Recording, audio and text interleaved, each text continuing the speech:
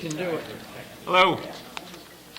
Will the meeting of the Planning and Zoning Commission for Wednesday, February 19th, 2020, please come to order? For the benefit of those who may not have participated in a Planning and Zoning Commission meeting, our procedures are as follows. 1, the Secretary will read the legal call of the meeting as published in local newspapers. 2, the applicant will be invited to come forward and present the case, explaining to the Commission and others present what is being requested of this property. Comments of town agencies will be read for each application if there are any. There will be clarifying questions from the Commissioners. 3, there will then be the opportunity for clarifying questions from the audience. First, those who wish to support the application may come forward. Second, those who oppose the application will then be invited to come forward. As this is a public hearing, it must be recorded. It is necessary for speakers to identify themselves, state their name and address before addressing the Commission. 4, the applicant is then free to leave or remain for the balance of the public hearing in the regular meeting, at which time the Commission will try to reach a decision on each application. Each applicant will be notified in writing as to the decision of the Commission and has the right to appeal to Superior Court if desired. 5, decisions of this meeting are available the day after the meeting by calling the Planning and Zoning Office, 453-8039, after 9 a.m. Seated this evening are the following members: Scott Edmonds, Richard Wallace, I'm Phil Johnson, Alan Brown, and Jamie Stein. Our town staff includes our town planner, George Krall, zoning enforcement, Aaron Mannix, and our recording secretary, Lisa Piombino. The videographer this evening is Peter Schultz. The secretary will now read the legal notice. Notice is hereby given that the Guilford and Planning and Zoning Commission will hold a public hearing on February 19th, 2020 at 7:30 p.m. Location, Nathaniel B. Green Community Center, 32 Church Street, Guilford, Connecticut, in the Mononkatuk Room on the second floor for the following purposes. Town of Guilford, Planning and Zoning Commission, proposed zoning amendment, Section 273-25A, lot area, shape, and frontage of interior lot description. Robert and Donna Kessler, 137 Old Quarry Road, Map 6, Lot 6C, Zone R5, coastal site plan for replacement of shed within 100 feet of critical coastal resources. Copies of these applications are available for inspection in the office of the Planning and Zoning Commission, Town Hall South, 50 Boston Street, Guilford, Connecticut. At this hearing, persons may attend and be heard, and written communications will be received. Dated at Guilford, Connecticut, this 28th day of January 2020. Phil Johnson, Chairman. Thank you very much. If anybody is here for the application for Deborah Whitcomb, 103 Shell Beach Road, that application has been tabled to March 4th. So, don't know if anyone's here for that, but just thought I'd throw that out. First item on the agenda is Town of Guilford P&Z Commission proposed zoning amendment, Section 273-25A, lot area, shape, frontage, interior lot description. Hi, Aaron. Good evening, Mr. Chairman. On behalf of the town, I will give you a brief summary of the proposed amendment to the interior lot, the Section 273-25, specifically lot area, shape, and frontage. Interior lots are described in subsection A as existing or newly created lots having no frontage or insufficient frontage on a street. And as this has been brought to our attention, we have many historic properties in town that may have been created prior to the adoption of the zoning regulations or the adoption of the interior lot section of the regulations, which occurred in 1962. And these lots, many of these lots are insufficient in frontage on the street, lacking the required minimum frontage for the zone. These lots are now not only undersized lots for the zone, but they are now considered interior lots requiring greater setbacks. In R3 zones, those would be 30-foot setbacks on all sides, front, sides, and rear, and R5s, R6, R7, and R8, those would be 50-foot setbacks on all sides. Thereby placing even greater restrictions on these undersized lots. We've noticed over the last 2 years, 45% of our applications to the Zoning Board of Appeals have been requesting variances of this particular section of the zoning code. As we bring this up, we realize that just unfortunate interpretation of the regulation as written. Like I said, in 1962, the zoning code was amended to add the development of interior land in residential zones. Specifically, this was done to allow development of landlocked parcels, requiring specific access ways and greater setbacks to provide a buffer between road-fronting properties and these interior parcels. I don't believe at the time it was intended to include these smaller properties that do predate the regulations. I've included in the packet for you a memo dated January 14th, 2020, and I have some examples of some historic areas in town that lots are considered interior. For example, Fair Street, Church Street, State Street. Many of these properties have an 80-foot lot frontage requirement, and as you look through, I've highlighted in yellow many of the properties. Some are as many as half of the properties on the road. And this is a true downtown setting, typical subdivision where there are lots fronting on the roads. And as you can see, they're not that assumed interior lot where you would have a residential property in front of you, and these would be rear developed parcels.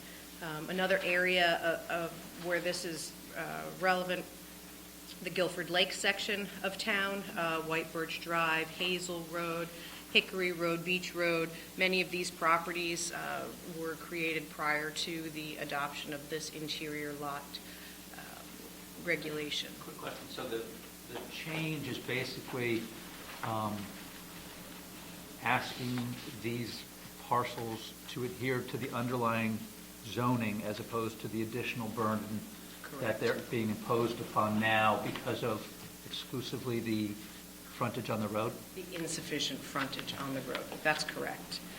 These properties, this would only apply to properties that were created or developed prior to this adoption of the interior land in 1962. This, as we are, many of you know, in the process of going through our zoning code and working on our amendments and a rewrite of our zoning code, there are other properties that are affected by this interior lot definition that would not be remedied by this amendment. This is more of a temporary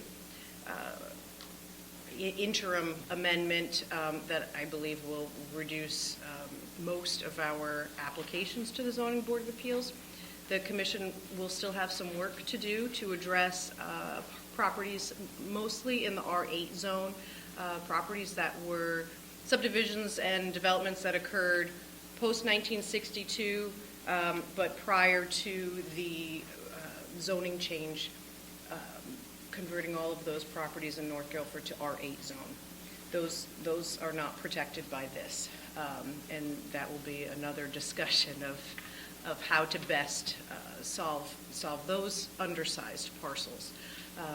But at this point, these should be considered the properties that predate the interior lot section should be legally non-conforming lots.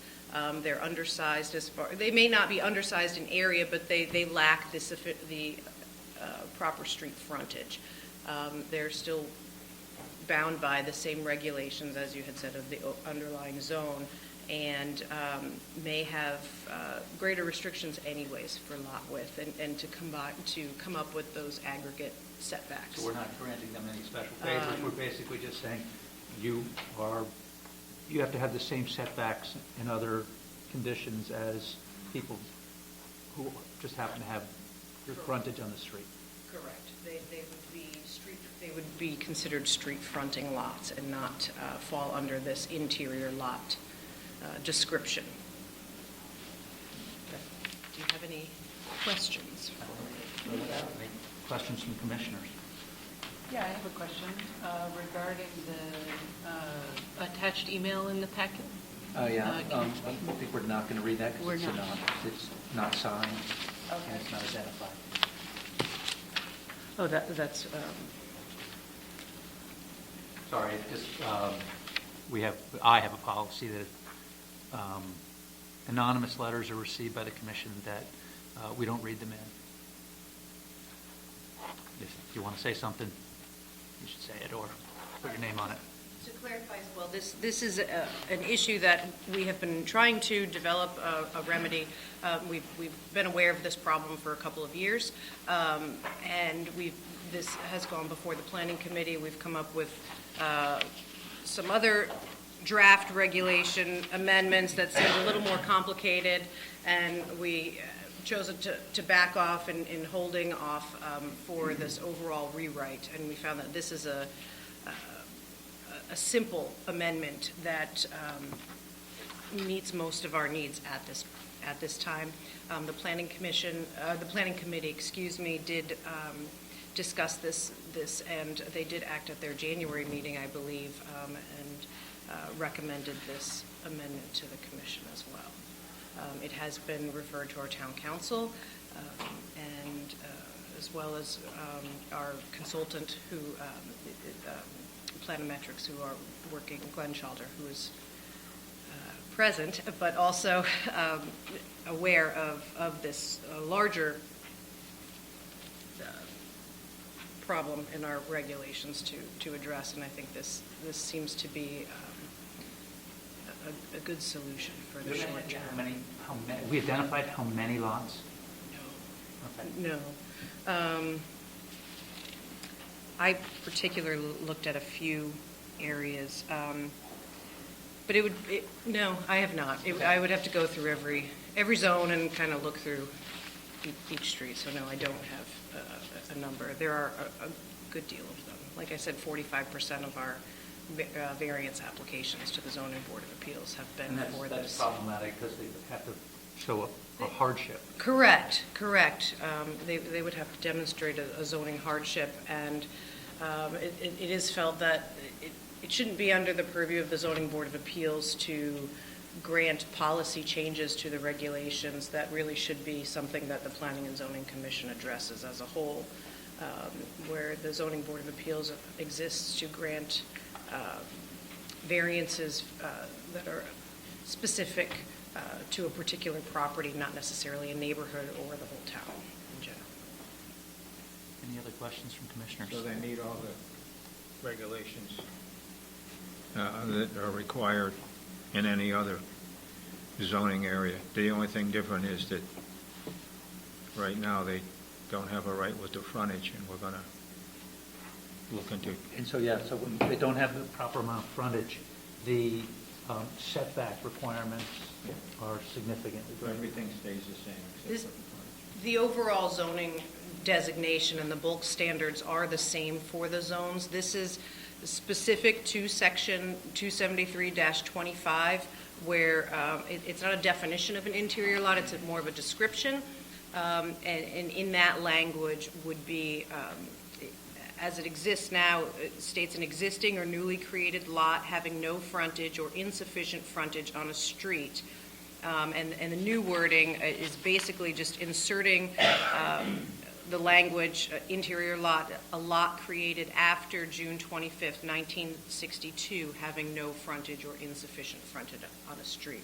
So essentially, it's grandfathering, as you would, the lots that predate that inception of the interior lots. Any other questions from commissioners? Would anybody in the audience like to ask a question or get some clarification with respect to what's being proposed?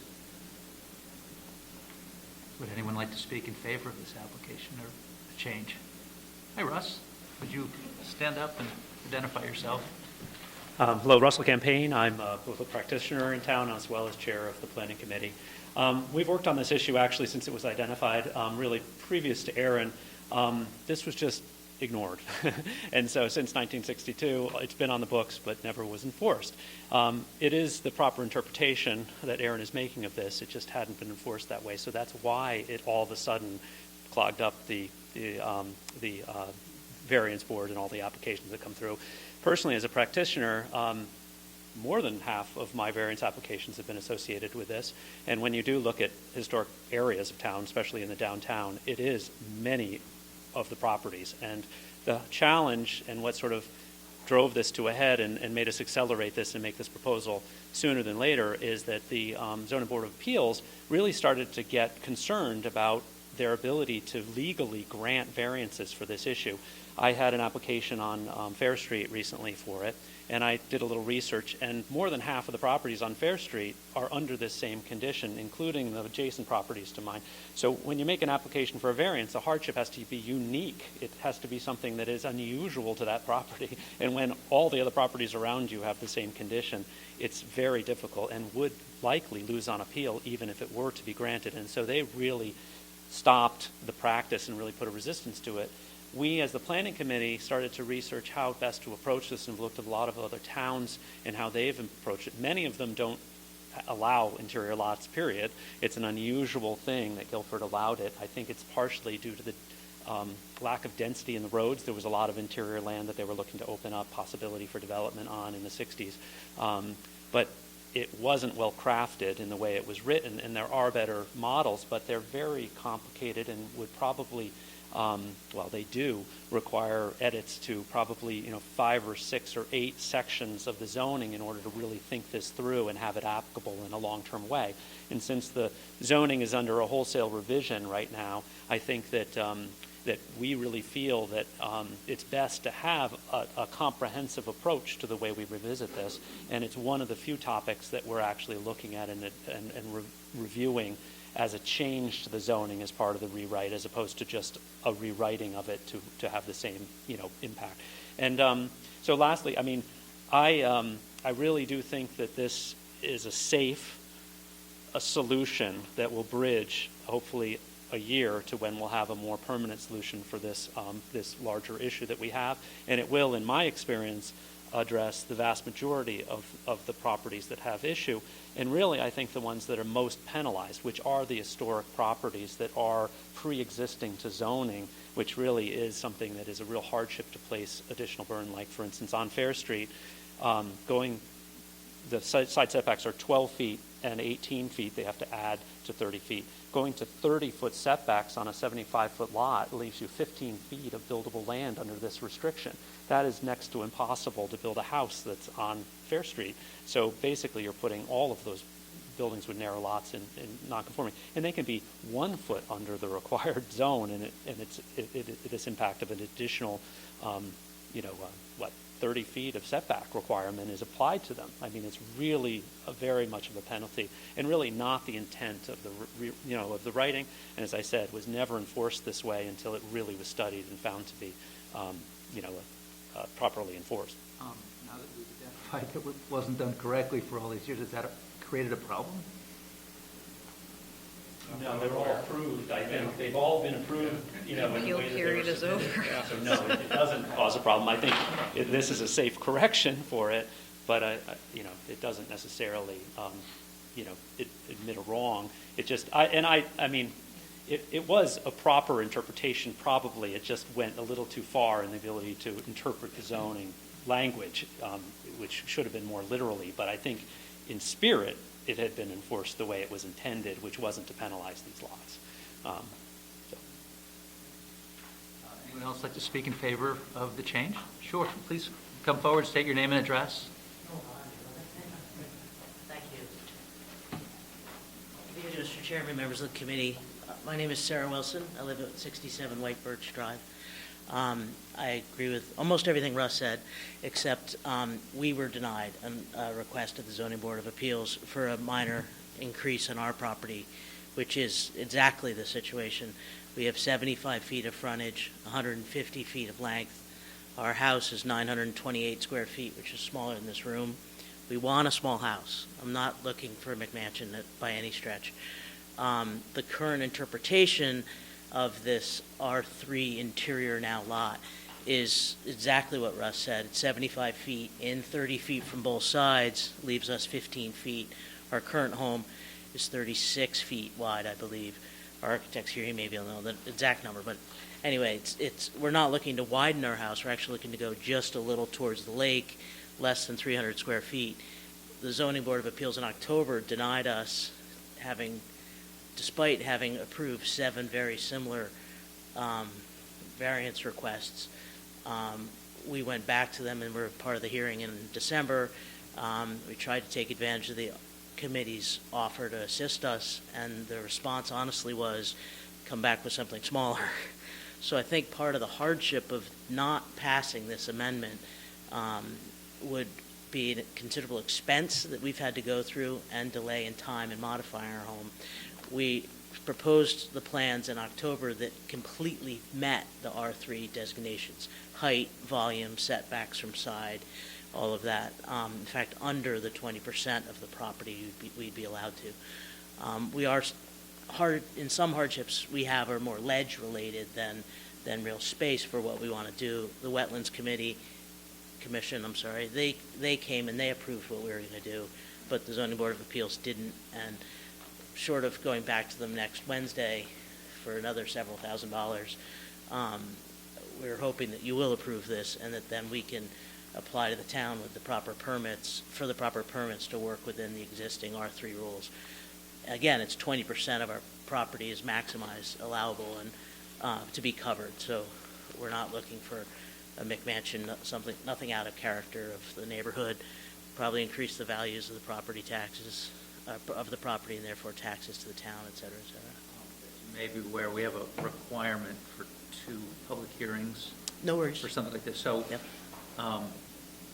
what I might suggest, and we'll discuss whether or not we're going to have a second public hearing on this or not, is that maybe you get them to table your application. Well, we actually didn't apply for it yet because, No, I just don't yeah, wanna, like- no, I appreciate that.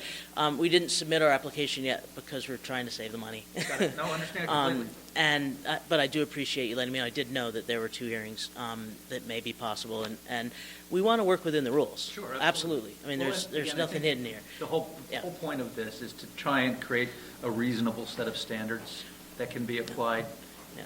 equally. Yeah. I grew up in a town similar to Guilford that has crazy McMansions all over it now, and I appreciate what Guilford's trying to do to protect our town. On the flip side, there's got to be a balance, and I'm hoping that this is a balance that won't just help me, but our neighbors as well. They're small lots, and we're pretty close. I'm not trying to get closer. I'm just trying to get a little closer to the lake. Actually, just trying to put a couple closets in. There are no closets. Anyway, thank you. Thank you. Would anyone else like to speak in favor of the application?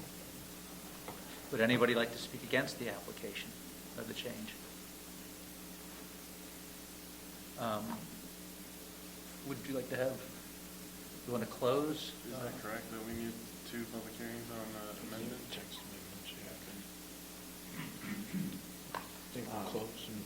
Why don't we, well, let's have a discussion first before we close, because I don't think we close, we would table to the next meeting if we continue, or we continue to the next meeting, correct?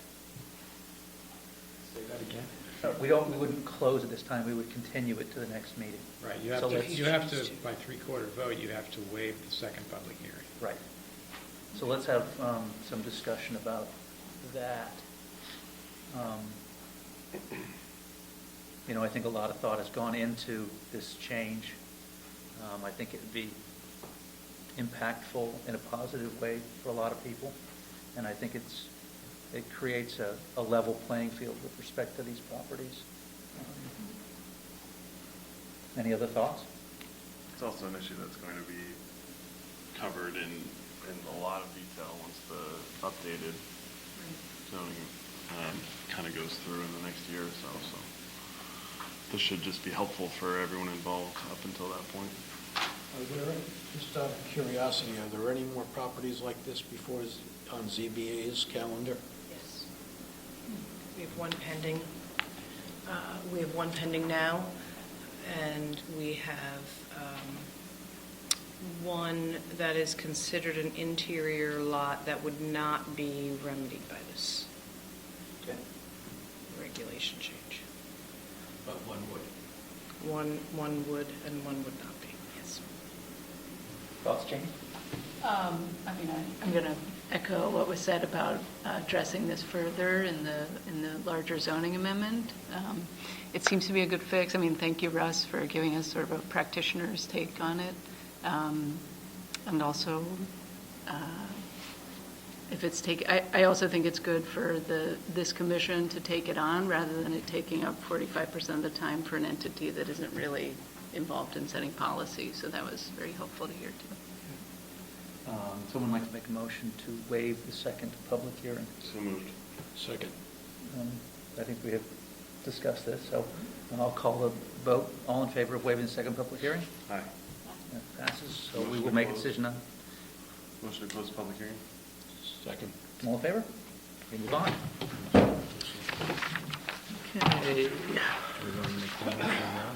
Robert and Donna Kessler, 137 Old Quarry Road, map 6, lot 6C, zone R5, coastal site plan for placement of a shed within 100 feet of the critical coastal resource. For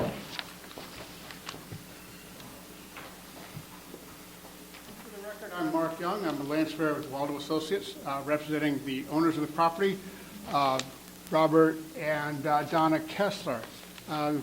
Some of you may remember a few months ago we applied for a subdivision of this portion of Narrows Island.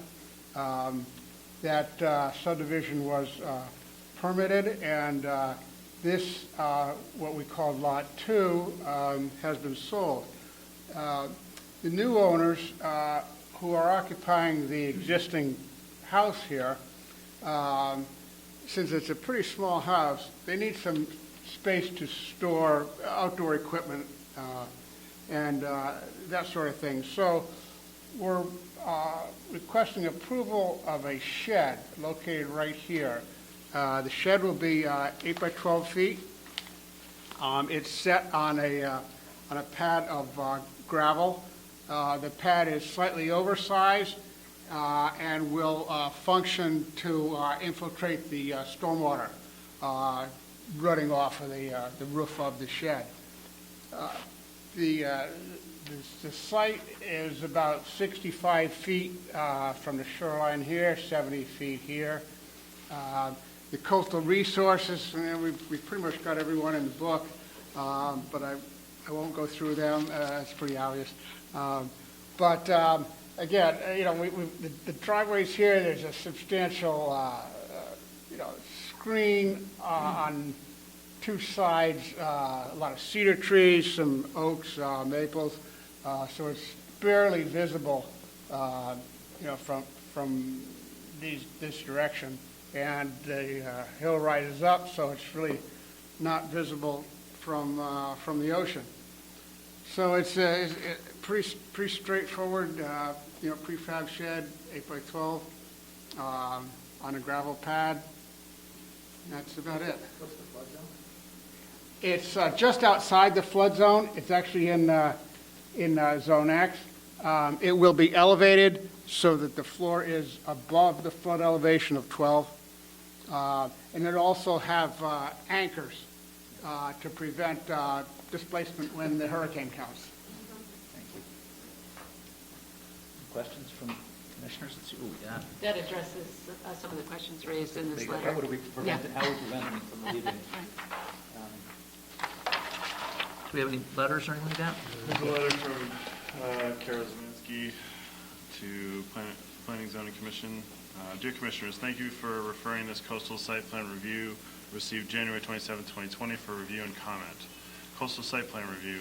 The proposal is to construct a 96 square foot utility shed on an island as an accessory use to an existing residential use. This is not a water dependent use as noted on the submitted narrative.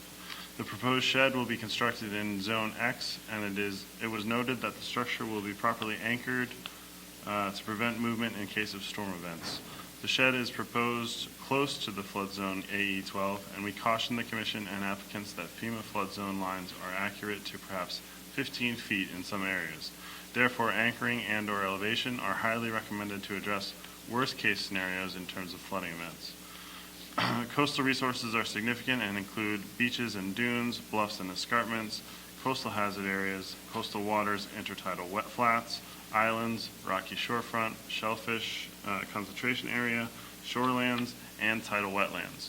The Natural Diversity Database letter notes that common terns may nest on site and could be negatively impacted by construction activity. It recommends that the construction activities only take place between August 15th and March 31st. Conclusion, we hope that these comments were helpful to the Commission pursuant to CGS Section 22A-110. We request that these comments be read into the record at the public hearing for this application. If we can be of further assistance to you in this or any other coastal management or Long Island Sound related matter, please feel free to contact Carol Zamansky at number. There's also a letter from Kevin McGee dated February 18th regarding coastal area management review. The information provided indicates that the property owner plans on installing an 8 by 12-foot shed set on 6 inches of wash stone. The property is located in the FEMA Zone VE, EL 15, AE, EL 12 flood zone, and flood zone X. The shed is proposed to be installed in flood zone X. Coastal resources at the site comprised of islands, beaches, dunes, coastal waters, rocky shorefront bluffs, escarpments, and tidal wetlands. Off-site coastal resources consist of intertidal flats and shellfish concentrations. The work being conducted could have minor impact on the adjacent coastal resources if the work to install the stone is conducted on a rainy day. In order to make sure the coastal resources are protected, I recommend the following conditions of approval. 1, soil excavated for the stone pad of the shed be placed into a truck and transported off-site. 2, the stone placed under the drip line of the shed should be a minimum of 12 inches wide by 12 inches deep to promote infiltration to the subsoils. 3, work be conducted on a day with no rainfall predicted. Are those okay with you? That's fine. Do you have a copy of Kevin's letter? Yes. Okay. Just one point. He says the stone 12 inches wide and 12 inches deep. I don't think he means 12 inches thick. I was a little confused on that point. I don't think there's any reason to put that much stone in there.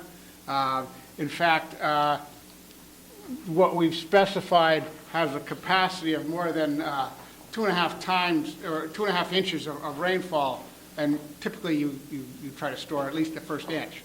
So we've got more than enough for infiltration, and in fact the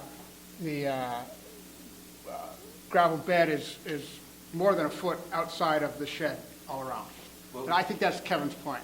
Okay, so in your professional opinion, what is a reasonable depth with respect to I think this? 6 inches, I think the 6 to 8 inches. That, maybe there's a little confusion in the letter. It says set on 6 inches of wash stone.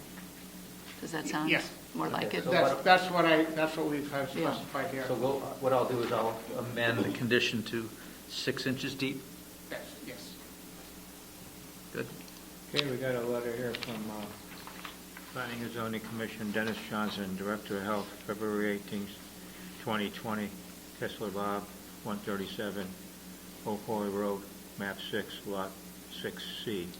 The applicant proposed storage shed will not conflict with the design or operation of the septic system currently in existence on site. It is recommended that applicant's coastal area management application be approved.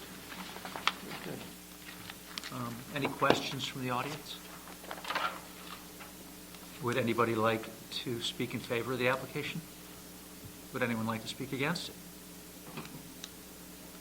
Would someone like to make a motion to close? I'll move we close the public hearing. Second. All in favor? Thank you. So why don't we go to deliberation? Yep. So we'll pull up first. Would someone like to make a motion on the interior lots? I'll make the motion. Voted that the Guilford Planning and Zoning Commission approve an amendment to the zoning code as follows.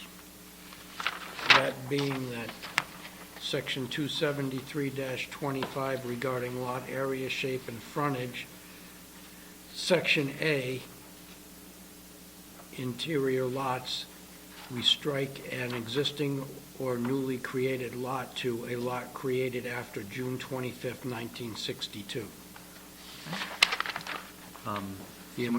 The amendment is based upon the finding that it is necessary to resolve issues of ambiguity and inconsistency in the interpretation of the zoning code. This amendment is effective on February 28th, 2020. With the plan of conservation and development. And is consistent with the plan of conservation and development. Good discussion. I think we had quite a bit of discussion on this already. I don't think that we're going to have any issues on it, but again, when we go through the whole rewrite of the zoning code, it'll be a more comprehensive fix, but I think this affords some pretty good relief. I think that the language here is the whole spirit of what we're trying to do with issues of ambiguity and uncertainty and not clarity. Great. You good? Good? I'll call the vote. All in favor? Aye. Aye. Abstain? Anyone object? Abstentions? Motion carries. Thank you.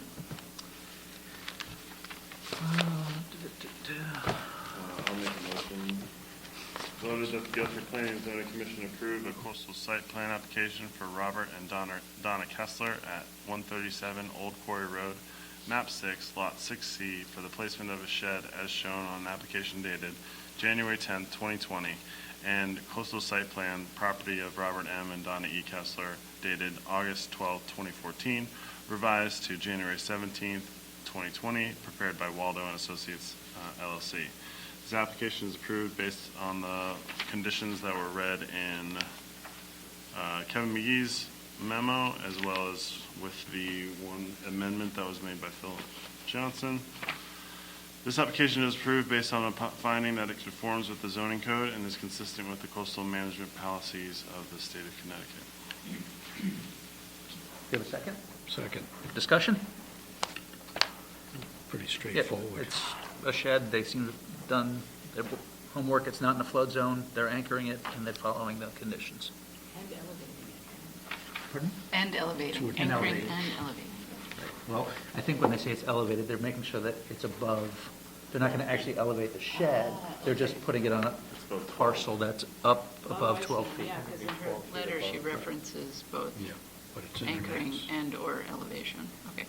It's going to be 12 feet above. Right. So we have a motion, we have a second. I'll call the vote. All in favor? Aye. Thank you. Motion passed. Next item, I believe, is going to be Horton Group. This is, the application for Robert Mangino has been withdrawn? Yes. Withdrawn. Horton Group LLC, Bank of America, 916 Boston Post Road, map 47, lot 22A, zone C2, site plan to add and upgrade existing exterior lighting in addition of a fence along the drive-through side of the property. A whole bunch of plans. I've got just a couple here of my own.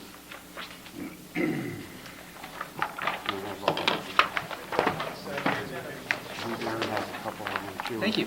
Alan and I will share. We'll like that. I don't know if you guys have the samples and cut Great. sheets of. Thanks. That's what it is.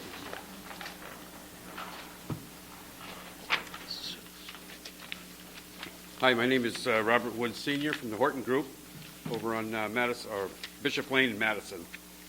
We've been contracted by Bank of America to add and upgrade their lighting on 916 Boston Post Road at their branch, just their update the lighting for security, safety, and LED fixtures. We've been through the design review committee. They had a few changes. We met them on theirs, and they approved them, and now we're here. This consists of two pole lights, Three three pole pole lights, lights. because originally we had 25-foot high poles. They wanted 15 foot, so we had to go with 3 poles at 15 foot. And we lowered the lighting from 4,000K to 3,000K that they wanted to soften it a little. And we also moved the fence back 4 feet. It doesn't show on this, but we moved it 4 feet from the curb was one of their conditions. That was the only condition they had on that. What's the purpose of the fence? Because Bank of America has their internal compliance area, they call it, which is 50 feet radius of any ATM. And they cannot get the lighting. 50 feet from there is on the other property, and there would be way too much light wash. So they put a fence so that if you're at the ATM, you can see a lighted area if somebody is within. So that's a Bank of America regulation? Yes, Now, that's on the west the side. Walmart side. So instead of illuminating it, you built a fence so that nobody. You're not, right, you can't, in other words, somebody couldn't be hiding in that tree line or, I mean, that's just. Before for my business, when I was business, isn't the ATM a walk-in, the main door, and then there's a drive-in on the west side? Correct. In the But- front, But the night drop is also in the front, and that was atrociously illuminated. well, we softened the front quite a bit for the design review committee. Somebody took out the poles of it about a year ago. Yeah. But there's 3 new poles now. There's one right in the front, and it is all full cutout, LED fixtures. They're bronze colored. The poles are bronze colored. The fence is bronze. They try to blend it in as much with everything. And All 3 poles on the front. no, one in the front, one on the fence line, and one on the back. I believe it says UG1 has got a double lamp on the back on page LU3.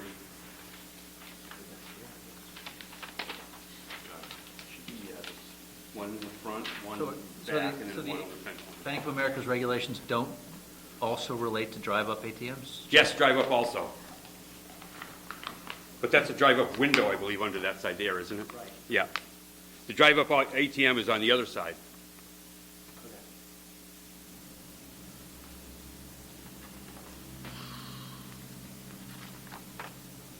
Any comments from town staff?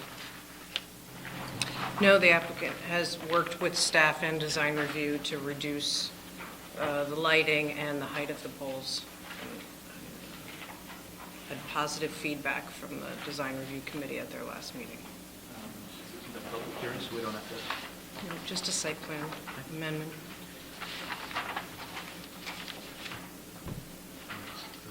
Any questions from commissioners? Well, fences. The fences on the east side also, the Walmart side? The Walmart side, yes. So where That's those- the only fence. Where on it. those white pines are? Yeah, that they've limbed up pretty high, I saw the other day when I went by. That's on that, along there, yeah. To cover the 50 feet from the front ATM, that's where the circle cuts into the fence. On page, let's see, and LU8 will show you the actual compliance area that the bank goes by. You'll see how it kind of cuts off at the fence.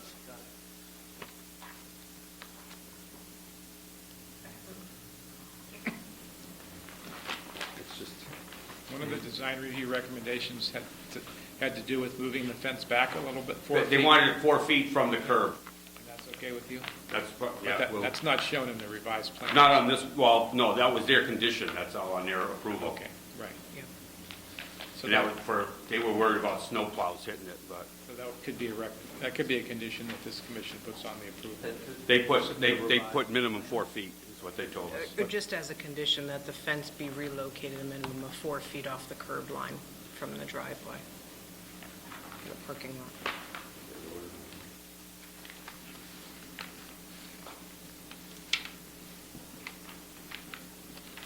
Anyone else?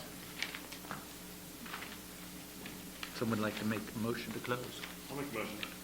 Voted that the Guilford Planning and Zoning Commission approve a site plan application for the Horton Group LLC, Bank of America, at 916 Boston Post Road, map 47, lot 22A, to upgrade exterior lighting and the addition of a fence as shown on Bank of America Exterior Lighting Program, CT2-223, dated received February 11, 2020, 10 sheets prepared by GMR.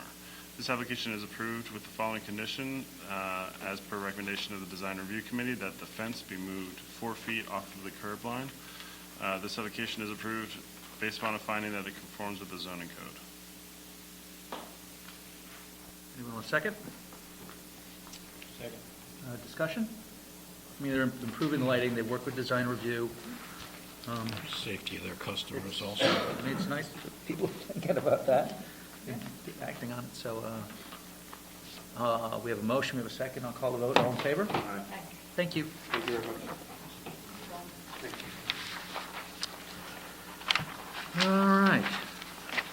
We'll set a public hearing date for Charles and Megan Kelly, 47 3/4 Road, map 70, lot 2A, zone R6 special permit for 3-car catch, 912 square foot garage set for 3/4 of 20. We have another public hearing date set for Green Planet Development LLC, 376 State Street, map 74, lot 5, 4, zone R5 special permit for affordable housing development, 8 dwelling units. Public hearing date is set for March 4th. Second. New applications, Town of Guilford, Jacobs Beach, map 24, lots 6 and 9, zone R3, coastal area management and site plan, installation of splash pad and expansion of overflow parking. Receive and set public hearing date for 3/18/2020. The next one is receive and request action for 200 Hubbard Road, map 79, lot 11, zone I1, site plan revision to construct 365.5 square foot lobby. Someone here to... That public hearing, you moved and approved those dates, correct? For the town of Guilford, that one needs Oh, to, you didn't do that one? yeah, that one needs to be done. A motion to Would set the someone like to public make a hearing. motion to receive and set the public hearing dates as indicated? So, second. All in favor? Thank you. Sorry about that. Too little housekeeping. Have like a star or something if we need to do something versus when we don't. Can use the buzzer that the Houston Astros used. Or just, yeah, have a sign. Change this agenda. Welcome. Thanks. Good evening, everyone. My name is Jay Klein. I'm an attorney with Carmody Torrance. We're based in New Haven. I drove up from our Stamford office. I'm here tonight to speak about 200 Hubbard Road. I represent PRISM Autism Consultation. PRISM is a group of professionals who provide consultation and therapeutic services to children dealing with autism on learning differences. Two of PRISM's leaders are here tonight, Rachel Coburn, Rebecca Giamatti. You're not seeing double, they're the twins behind PRISM. They operate a facility up in Farmington right now, serving that community in the, I'll call the greater Hartford area. Of course, that's not the only part of the state where there's a population that demands PRISM services. They saw an opportunity down here in Guilford for 200 Hubbard Road specifically. Just going to pass out two things that I think are pretty helpful to illustrate what we're asking for tonight. As George mentioned, just seeking to enclose a portion of ground floor plaza that exists on 200 Hubbard Road today. It's a plaza that is below the building. It's you can't see it as you're driving by. The first page in the handout that I just passed out, that is the floor plan that your predecessors, perhaps some of you, approved for 200 Hubbard Road back in 2008. If you flip to page 2, you can see a rough drawing of what we're proposing. Those green lines in the middle are what we're proposing. We're enclosing just existing plaza-level space. Our architect, excuse me, couldn't make it tonight, but we are proposing, the materials, the windows, the dark green framing to match existing conditions, and we've got a photo of doors that are on the property right now. That looks like we can pass some of those down. This is the only change that PRISM wants to make to the building. It's, because of the population they serve, it's important they have a secure lobby that they can use that's not accessible to other tenants in the building. There'll be other office tenants, think in the second floor. Primarily, PRISM's going to take the first floor. They're excited to come to the Guilford community. Rachel and Rebecca can answer questions you may have about their operation, but we hope that you'll approve this request. And I should have said from the beginning, thank you for accommodating us tonight. The ceiling's open? Are they going to enclose the ceiling? That will be closed, yes. I have a friend, Jay. Oh, who's yes, yes. Interested in seeing that. Be the archway in the middle. The first floor, I think.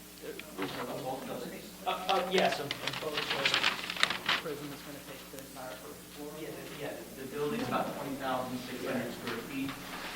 Sorry, I'm Jed Backus, representing the broker. The building's about 20,602 square feet for the town record, and it's roughly evenly split between top floor and bottom, so the bottom level's about 10,000 square feet. And another, not related to us, but the current owners, they're taking a cut of the property, and they'll White Mountain, who's there today, they're going to occupy a portion of the building after we take it too. It seems to be a pass-through. Is there a parking lot on the other side? Or, I mean, what is the function of this breezeway, I guess? I mean, I wasn't there, and Jed may know the history. No. All of them. It's just a field. Yeah. I think it's suited the folks who built it back in 2008, and because of Prism's unique operation, they have to provide some amount of enclosure. Yeah. This is going to have to go through building permit process. Yes. So Require building permit. they'll verify Building that permit on the building. egress is correct and all the numbers check out. Correct. When Prism looks to occupy, they'll apply for a tenant fit-out permit, in which case the fire marshal and the building official will review their floor plans. This is a pretty conservative reading of zoning code that this actually requires site plan approval. Everybody's being totally cautious about all of this. No, we're happy to be here. Right. Those have to be the other way. Exactly. Any questions, Commissioners? Man, it's a pretty understandable revision to the building. We'll let the building department make sure it's all done correctly. Yeah, that would be the only concern I have is make sure the egress is maintained. We have a motion on this? I'll make a motion. Voters of the Guilford Planning and Zoning Commission approve a site plan application and revision to construct a 365.5 square foot lobby / additions to a 200 Hubbard Road, map 79, lot 11, as shown on application dated 2/11/2020, and Prism Autism / proposed plans. 2 sheets dated 2/5/20, prepared by Don Hammerberg, Associate Architects. This application is approved based on the finding that it conforms with the zoning code. Someone like to make a second? Second. Discussion? Pretty straightforward. Sorry to put you so late in the agenda. Thanks so much. I'll call the vote. All in favor? Thank you, everyone. Thank you. Thanks for coming. Drive safely. Let's see. Stephen Bryant, 113 Whispering Woods Road, map 125, lot 713, zone R8, special permit for accessory structure over 750 square feet for construction of a 1,200 square foot garage. Receive and set public hearing for 3/18/20. So moved. Second. All in favor? Mark Knapp, 94 Great Harbor Road, map 7, lot 7, zone R1, special permit and coastal area management to build a new home on a lot less than 10,000 square feet. So moved. Received and set public hearing for 4/1/2020. So moved. Thank you. Do I have a second? Second. All in favor? Good. Want to approve the minutes before we go to Glenn? Sure. I did take a peek at the minutes, and they appear to be substantially correct. I agree. Would someone like to make a motion to approve the minutes? So moved. All in favor? Second? All in favor? Okay, minutes are approved. We now move to Glenn. Thank you for your patience. Thank you for having me. Time? Mr. Chairman, members Mr. Chairman, members of the commission, had a chance last month to start working through with you the comment list on the subdivision regulations and the zoning regulations. In terms of the subdivision regulations, I've already sort of worked through a draft, if you will. I've shared it with George and with Aaron so that we can start to refine the provisions in there. We've set a working meeting follow-up. What I decided to do as part of that work effort was actually put a sidebar into the document which allows us to keep track of stuff as we go. So it's going to be very helpful, I think, working with staff and coming back to the commission on that. So my suggestion tonight is I think we can actually accelerate the process of reviewing this material. If there's anything in this list that jumps out at you and you either vociferously support or vociferously are opposed to, please let me know. Otherwise, what I think would make sense for us to do, and I hope George, I haven't asked George and Aaron about this, is to translate this into the sidebars on the pages that the appropriate text is there. So we can highlight the fact that this addresses comments raised or an issue is raised that we need to discuss as we go forward. And then I don't think we necessarily need to resolve all of these issues tonight. We'll carry it forward, and it will then be organized exactly where the regulatory text appears. So if that's acceptable to the commission, I think there's 8 pages here, if you will. I'm ready to get started on the zoning regs. Give me your feedback. We're ready to go. Did we get a new one of those? You should have Got had the it I think, 16 last month. Well, last month we got. From January, right? So the date of the book is January 6th. It says zoning reg update. On the zoning regulations, didn't we get through a certain amount of pages? We did. We got to end of page 7, and we're starting on page 8. Nice try, Phil. The only thing that I wanted to mention, and we briefly talked about it at the last meeting, was there are certain stipulations at the end of that we read into a lot of our special permits, specifically pertaining to wetlands. Kevin McGee always has a lot of stipulations, that, not stipulations, but what's the word? That are always the same exact thing. And so the question I have, or the charge to you potentially, is there a way that we, as a commission, could adopt certain conditions that we always put into certain scenarios? You know, if it's a special permit that is within a wetlands zoning, for instance, then we always have this amount of conditions that we always put on our special permits. There are municipalities that do exactly that. So it might be a series of sort of checklists, if you will, that I noticed the commission has sort of draft motions, and staff could just put the appropriate pages. And so the issue would be, the commission's motion might simply say, standard conditions as appropriate for this application. They might be coastal area, earth removal, and something else. Well, and then there might be 6, 8, 12 conditions that go with that. But again, rather than have to read them individually, it would give you the ability to do that. You know, based on what you're trying to accomplish, that would be a system that would be easily added to, easily taken away from, depending as things change over time. So I think my advice to the commission is other municipalities do this. They find it efficient. I would probably task George and Aaron with this in terms of exactly what goes into those conditions, standard conditions, and the regulations will be set up to support that approach. But the exact wording of it, I think, is something they're more familiar with than I would be at this point. Correct. As you go. Right, if there's Something more specific to that actual application, then certainly we would do a certain condition. It was more of just the ones that we continually see every single time. Okay. Silt fence and hay barriers. Correct. Not that I don't love saying it over and over again, I bet the CEO should inspect the stockpiles. but. Anything from the commission on page 8 jump out at you? Being a former retailer, retired, number 117, have we ever totally addressed outdoor display of merchandise? So I think I'm not familiar exactly with what those provisions are. I know that some time was spent on this, as I understand it. I think we kind of addressed it, and we gave a timeline. I believe it was like April 1st to the end of October, if I'm not mistaken, if memory serves me correct. but with certain type of provisions of what type of fixtures, what can't be out and what can be out. What's your sense, do you think the regulations are too strict, too lenient, just about right? I think, actually, I voted for it. I thought it was just about right.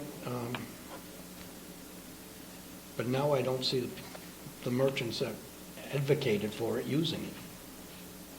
Retail's changing quite a bit. I know, but but the can't go issue- on online. The issue could be that the regulations, let me take a look through them. You're feeling that the regulations we're in a sweet spot. I'll take a look at them, see if anything jumps to mind. This comment will go in the sidebar, and if we want to have any further comment on it when we see the regulations, we can go ahead and do that. The comment regarding the number of different zoning districts. Yep. Each zoning district has different bulk requirements, right? Yes. Yep. So if we reduce the number of zoning districts or consolidate, either people are going to be helped or harmed. We would have to look, are you talking about along Route 1? No, I'm just talking about generally the Oh, I thought zoning you were. districts. Oh, okay, I thought you were on. Yeah. This comment was made. I think what I've envisioned that I would do as part of my work is start to get the regulations organized into a more user-friendly format, and then start to look at Route 1 and the functional differences between the districts, and then ask some questions about, well, yes, this makes sense, or, well, why are we doing this? Is this still relevant? I have done some work with municipalities where they have found it beneficial for their goals and objectives to combine some of the zoning districts, because the nuances seemed not to be as important anymore. But I'm not there yet, so I'll carry that forward and carry that in the sidebar. I think we're all aware of that, and we can work on that a little bit. Yep. I think the general question I have that brings up for me is, do you have a kind of an idea of how many things that we're looking to change as opposed to just reorganize? Is there a certain amount of changes that's too much, that is biting off more than we can chew in this I'm going to I think that's up to the commission to decide. I think my goal initially, I prepare internally iterative drafts of the regulations, really for my own background knowledge and edification, as much like you might in a document or something else. So the first thing I'm going to do is take your existing regs, and I'm going to reorganize them to put like things together, and I'm going to start to go through and start moving some provisions around and try to keep track of it to get a user-friendly format and reach my own conclusions. What I found in the subdivision regulations is that your current subdivision regulations had procedural sections at the beginning, at the end, in the middle. It was really sort of all over the place, and actually when I compared it with statute, it really didn't follow what the statutes currently say. So the issue was, oh, geez. After I'd done all the reorganization, I said, this doesn't work. I need to toss this and start from scratch. So it was a little crazy.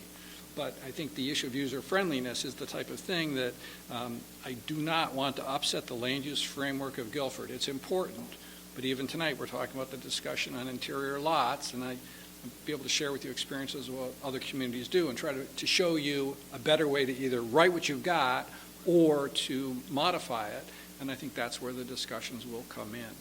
So I don't have any predefined outcomes here in terms of how much is too much, but if there's something I see that doesn't look quite right, I think you probably saw some of the big font notes in the sidebar. It's like, what? And those are the things that we can and should talk about. My goal is not to make policy choices that you're not aware of. So I call everything out in the sidebar to make it clear. Oh, go ahead. I was just going to ask about item number 104, regulations on keeping animals. What is it that other towns typically do? One question I've always had is we have specific numbers in our regulations. I'm not exactly sure where those numbers came from. Is there a way of so they came from the Ag Commission? Yep. For a lot of. Is that pretty typical for most towns? There are a number of towns that have what might be called animal equivalent units in their regulations. And so a cow is equal to 2 goats equals 2 sheep equals 4 chickens equals. So the issue is the number of animals or the density loading of animals and the animal's impact on the environment based on the lot size. So the issue is we have 1/10 of an acre, right? Maybe you can't support a cow. So we've run into an issue where our regulations described what happens for a lot that is greater than an acre, but that doesn't say anything for what happens for a lot that's smaller than an acre. I believe that was the scenario, right? So it seems like something that could scale seems like that would be appropriate for our. We basically had to come up with some type of interpretation. We came up with a scale. A number of pheasants that could be allowed on a third of an acre property. Right. Yeah, it was like 60. We took the number and we divided by 3. Did he? Yeah. Yeah. I'm with you.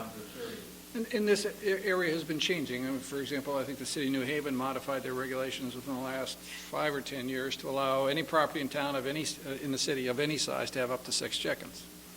So that was sort of urban agriculture, and they decided to do that. So I don't think we necessarily need to get into the numbers necessarily, but somehow adjust it so that we can scale it based on size. I think that would be a logical type of approach. And so I've made note of that, and we'll address that as part of that. Size of the lot. So most towns deal with it also in 2 ways. They split the keeping of animals between a farm and then what you might call sort of a hobby farm. So if you're a real farm and farming and you're using best management practices promulgated by the Commissioner of Agriculture, and the Commissioner of Agriculture is prepared to help municipalities enforce and use best management practices, then the farmer has a little bit more free rein. On the other hand, if it's a residential neighborhood and somebody decides they want to keep musk oxes, okay, that's an area we might get involved. So I'll take a look at what you got and tell you what other towns are doing and go from there. Well, that was a comment that was made, and I didn't want to overlook that. Anything else on page 8? Industrial and business, if we could look at floor area ratios. In the residential zone, we determine floor area based on heated space, and it's come up, and actually Russ brought it up thank you, Russ. in an industrial setting where you have garage bays and things like that may not necessarily be heated, does the commission want to limit floor area to just heated space or non-heated space that's used as active industrial History of zoning, we start thinking about why we adopted certain types of regulations. They each had their purpose. And so, for example, the limitation on building coverage was generally a way to manage or limit the coverage on a lot because that was a placeholder for building bulk, right? Now we care about it also because of its drainage implications and everything else. But the original thing in terms of setbacks and other stuff was to try to manage bulk, and that's why the statutes both, light, air, and privacy and all the other things they talk about. So floor area ratio became an evolution of that in terms of it's not just the coverage as in horizontal, it's the actual vertical projection, which is the impact that we might see in terms of a building. And there's areas that have danced around with the concept of a volume area ratio, which is, there's a great case out in Montana or someplace where a guy built a huge volumetric space, and then afterwards he had his own workers come in and put a floor in to try to work around the regulation, and they found out about it and forced them to take it out. But so the issue on a floor area is oftentimes it refers to the building that you can see. So I've already noticed in your regulations there are times you include the basement space, which you can't see in the floor area ratio, and that's a little different than what some other places do. And is there a difference from the outside? Can you tell if a portion of a building is heated or unheated? And generally the answer is no. So floor area, we should figure out what we want it to be regulating and managing, and then configure the definition, et cetera, to do that. So I don't know what that is yet, but I do think there are a number of comments, or not a number, a couple of comments in here related to floor area ratio. So I've made another note, and we'll take a look at that. Anything else on page 8? How about page 9? I always consider the floodplain map on the zoning map, but it does change. I don't know how, I've seen it change a couple times. I think it does, but I think the issue can be that for people who have never owned property in a flood area, and it's not on the zoning map, and I think in a coastal community, people are probably pretty aware, but there's a difference between coastal areas and riverine floodplain, and so the issue is you might look at a zoning map and say, what's this crosshatch pattern? What is that? You say, okay, there's a floodplain, this area is susceptible to flooding, and I have to buy flood insurance. So it's sort of notification. Or, if you're within a specific flood zone, your, significant improvement requirements would be X. Bingo. So people are kind of aware of that in advance. We do have that on our GIS.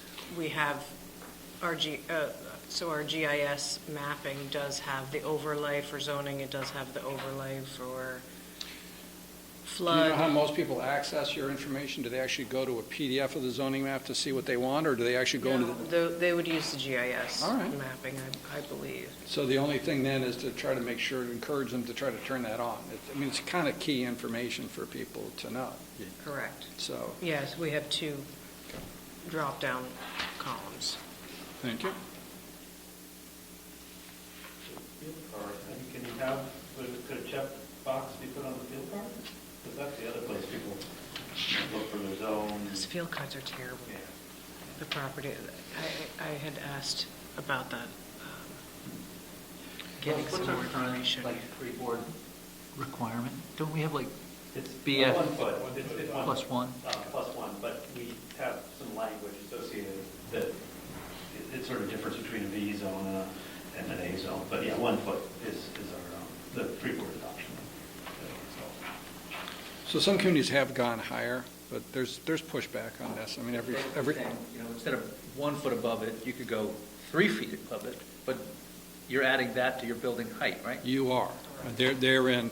So the problem, personally, professionally, I've always had with floodplain regulations is based on flooding, based on historical development and what they think is going to happen in the next 5 years. So people buy a property, perhaps, and this is certainly more riverine than coastal, and then over time, the floodplain, because of development, grows, and suddenly they're in a floodplain. And so I think having notification of where areas are susceptible to flooding and what the elevation would be, and particularly in coastal areas, building in a little extra freeboard, people are going to make significant investments in their property, and in 5 or 10 years, I mean, they're talking 20 inches of sea level rise possibly by 2050. So if we don't start thinking about how to build that into freeboard, then their house is going to be at risk in 10 or 20 years before its useful life. So Primarily from abutting neighbors that say, this is what my view was before, and now I'm looking at this exactly. house that's sticking out. So I don't think I'm going to make any recommendation on this at this point in time. There are communities that have gone, the building code requires, I think, is 1 foot today. It's only for, it's B zone, it's different between the B zone and the A zone, but we're basically in compliance with the building code. We haven't gone much beyond it. The building code requires 1 foot. I think the big thing that we did, I wouldn't mind you looking at, that I think is a little outside of what I've seen elsewhere, but I think is an interesting way to approach it, is we linked average grade to base flood elevation mapping. So it's average grade or base flood elevation, whichever is lower. Higher. Probably higher. Higher, Is that where you sorry. measure building height from? In coastal Yeah. floodplains. Yeah. But So then there's that, a distance, right? That minus 4 a certain feet or distance. something. Yeah. But you should read that section. I think it's well It's in the done CAM because it section. actually starts to link the map changes and starts to Yeah. let the house rise Thank with it in a way. But yeah, it's -3 or -2. I don't remember. We did quite a bit of research and looked at it geometrically and thought it was a neat way, but I haven't seen it elsewhere, so I'd love your review. Well, we also have a floodplain ordinance as well, so we have, whatever happens with the zoning should jive with. Yeah, No, definitely. and I think that's one of the things I found in the subdivision regs, that the connection to the road ordinance, and I know that Janice is working on that, it's not an easy transition yet, so we're going to have to work out those details as well. This is probably another case where that's going to happen. Anything else on 9? I think down number 140. Sure. Our look back now is just within a year, isn't it? No, we no, adopted it's 5. We adopted 5. Okay. That Yeah, has and really, changed. Almost most of the shoreline has moved to that. And that's fairly clear now how that needs to be managed. It is a look back, it isn't starting now, it actually is a look back. Do we have a prescribed mechanism for the determination of the value of the building? Whose? Right now, it's the tax So, yeah, assessor's current market value of the existing structure. And if the property owner wishes to argue and have their own private appraisal done, then they would submit that to our town engineer. Which I think is averaged, maybe. Or there's something, it's not just a submittal of a fair market appraisal. I think it's averaged somehow. At least that was the policy that I thought I'm not sure if it was written down. Just make sure that there's a prescribed mechanism that's laid out as clearly as possible. And that's in the ordinance. That's not part of the That's zoning the code. flood, But is the town engineer is the floodplain by the manager, owner? not the zoning officer. What's that? I don't know. Yeah, I didn't think a single appraisal paid for by the applicant was acceptable. I thought it had to get averaged somehow. You had to get two fair market. With comps in it? You Well, mean, yeah. it has to have the comps in Yeah, it. maybe it is a state I'll appraisal. have to ask Janice. Yeah. How she, I think FEMA is in the process of adjusting all of those provisions, so I think the ordinance is the right place for that. Exactly. Not in the zoning code. Yeah. With 131, talking about staff review and approval of minor activities for CAM applications, is that something where you would present kind of a list, basically, and we'd go through and determine what's minor, modest, or major? Yeah, I think that we could take a look at that. I think I'd want to work with George and with Aaron to make sure that the bifurcation of these was reasonable and sound, and then bring it to the commission as sort of an option or an opportunity for you to look at and consider. I think I'm just listening here tonight, so 8 by 12 shed sounds like it was a very logical place on the property, and is that? I'm not saying it is. Is that something that the commission might say, listen, if it's that clear, maybe staff can do it, maybe not.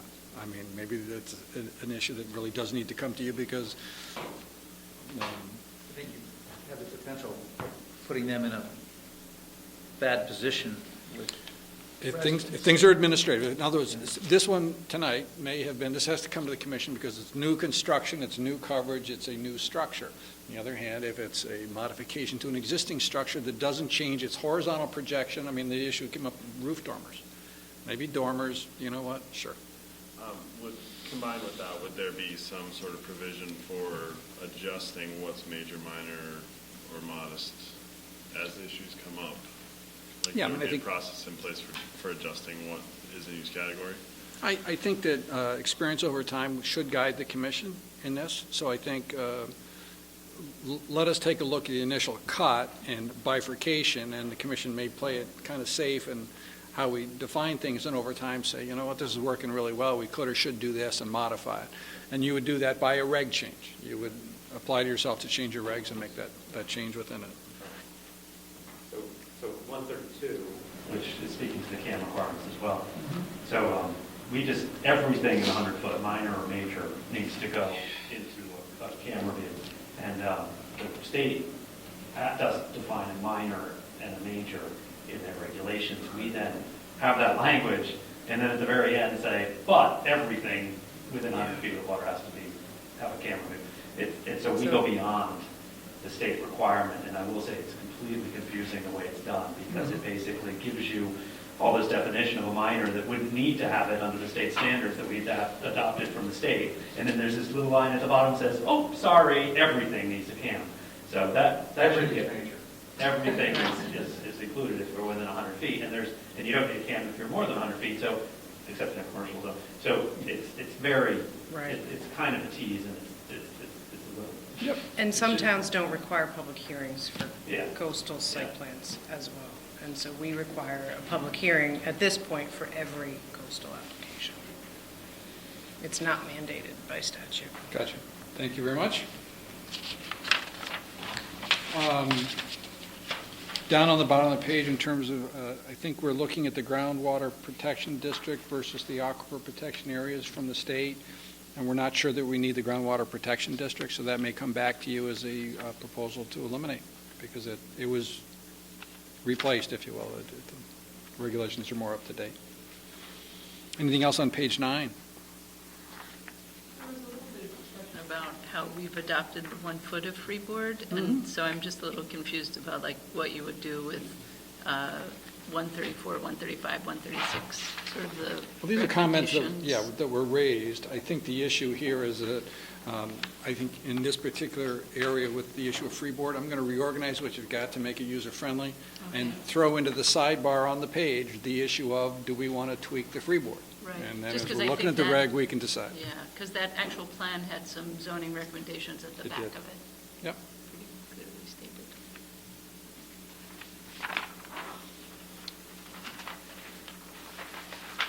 How about page 10? Anything major on page 10?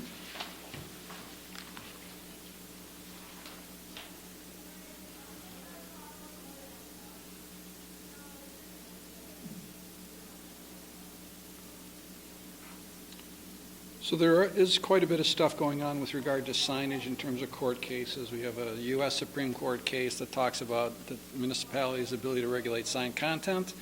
We also have a state Supreme Court case that says the commission's jurisdiction only applies to, quote, advertising signs, and it's based on the way advertising was defined in 1930, not versus what we consider to be today. But there are bills in the legislature this year to modify that. So, pardon me? I think there's a public hearing this week. Yes, right. Yeah. Hoping to restrict them further, or? No, so the issue came up, the statute says the commission has the ability to regulate, or the zoning authority is granted to a municipality to regulate advertising signs. And it's quite a funny story, I believe it was from Milford, as to what that constituted. And somebody pushed back and said, you cannot tell me I can't have this sign. It's kind of free speech. In the Supreme Court, Connecticut Supreme Court, I went to listen to the arguments because I found it so fascinating. And basically the story is this. A woman had hired a contractor who didn't do a very good job. She put a 4x8 sign on her lawn that said, don't hire Joe Blow. And he complained to the town, and the town started to try to enforce, you can't put this sign up. And the issue is, it's free speech. Yes, I can. And that's all the way to the Connecticut Supreme Court.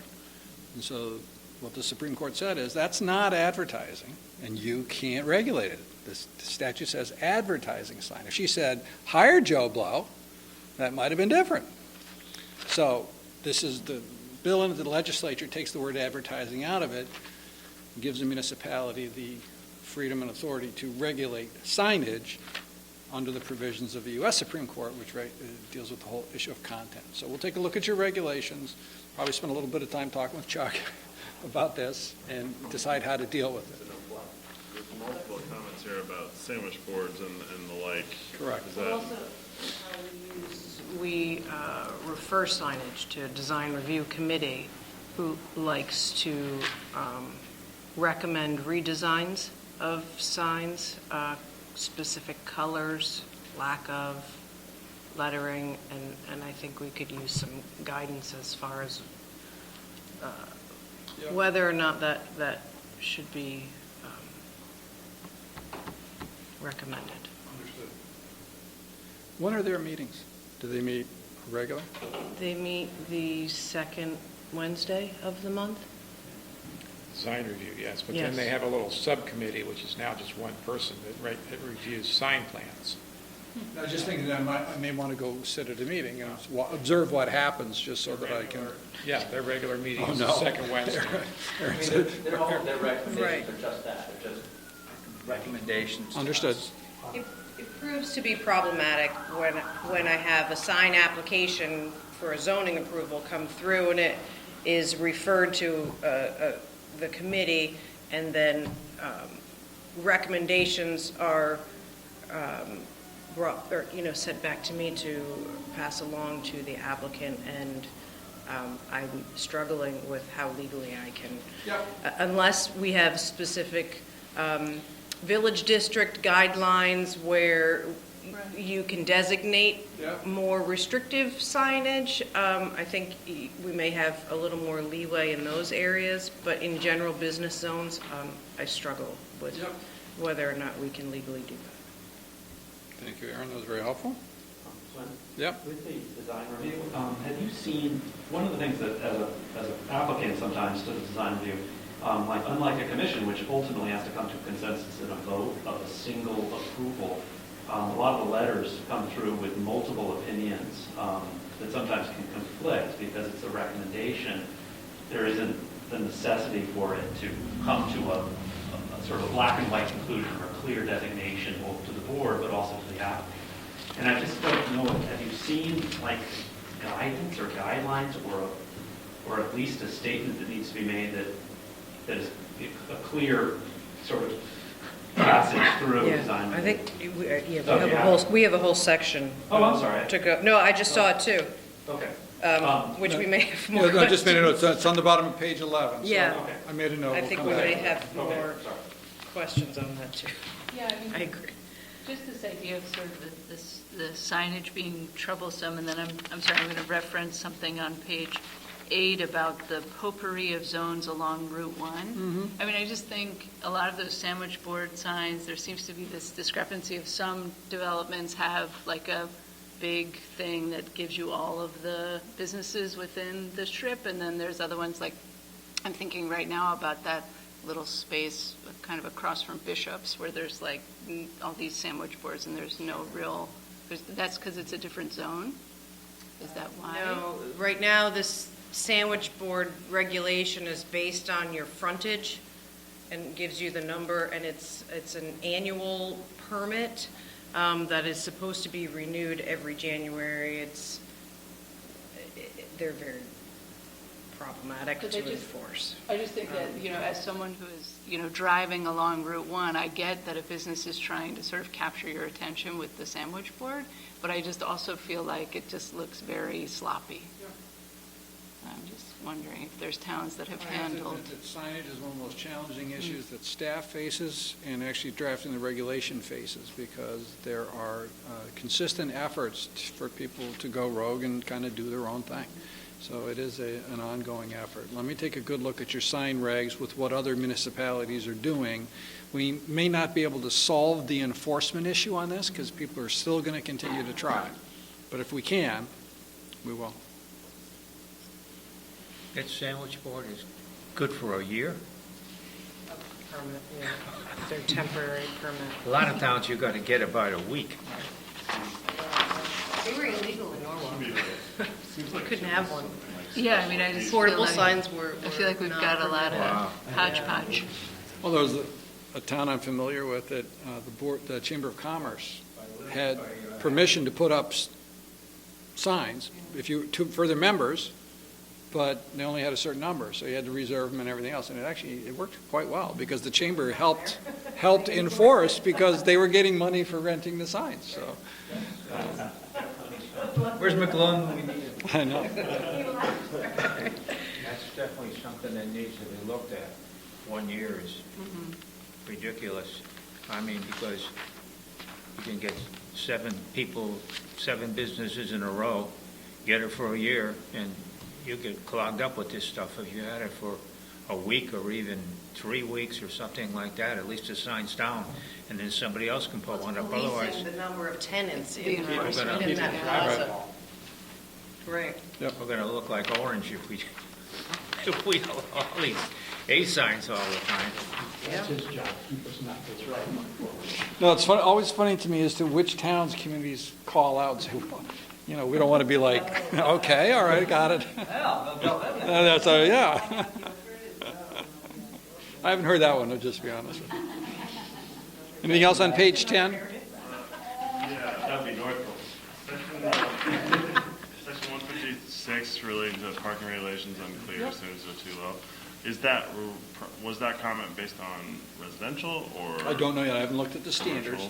There's been quite a change in our thought process in terms of parking, the number of spaces that actually are required, and the dynamics of how that can happen and be managed by the commission. And so I'll take a look at your standards and see if they are appropriate in terms of what we're seeing in terms of parking utilization and everything else. Some municipalities have modified their parking regulations to say maximum parking, or they're saying this many parking spaces is paved, and above that If you're going to put it in, it's going to be pervious pavement. So there are ways that we can start to look at this issue, but first things first, let's kind of see where your standards are relative to industry averages and see if there's, people can comment on stuff all they want, but it may not turn out to be. It seems like we end up having a lot of opinions about too much parking or not enough. Mm-hmm. So that's something to look at. So over on page 11, there was quite a number of comments about the drainage. I started to take a look at this, and there's a provision in the subdivision regulations, and I think that we're going to loop that back into zoning, and if we get a chance, we're going to go talk to Janice about the drainage situation. We're in the process of a transition to green infrastructure, low-impact development approaches, and we'll continue on that pathway.